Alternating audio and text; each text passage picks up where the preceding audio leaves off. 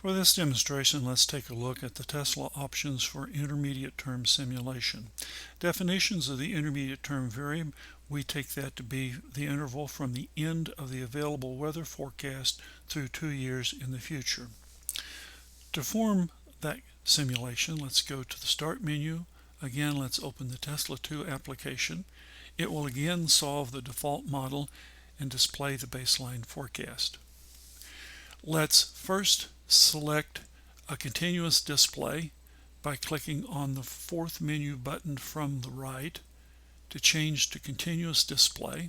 Take a look at that in the graphics display, and we're seeing all 7 days of the normal weather forecast. Going back to the tabular display, let's now go to the Initialize menu and turn off Immediate Solution. Usually any change to an input leads to an immediate solution of the model, but we want to set up a simulation here, so we don't want a resolution with every change that we make.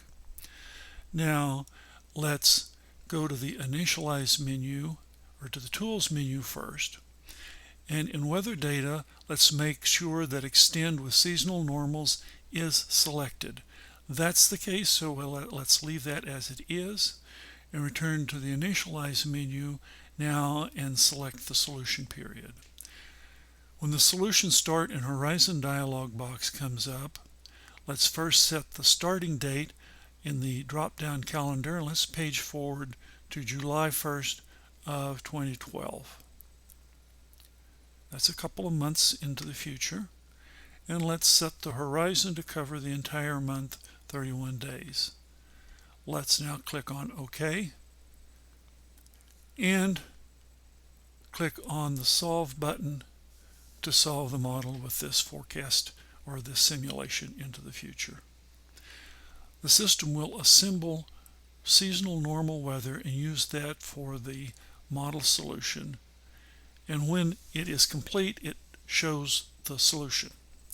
Notice that the weather data are shown in orange. In this case, this is to indicate to you that we are using seasonal normal weather and not something that came from your weather vendor. We take a look at the graphical display. We see the solutions laid out for the entire month of July, with the highest loads coming around the 20th of July, between the 15th and 20th of July, which is typically the case. One option that you have to see what spreads that you might get are to go to the Initialize menu and again select a weather scenario, which will give you a temperature spread about this simulation going forward. Let's select Weather Scenarios. The model will now come up and solve for plus or minus 3 degrees and show that spread.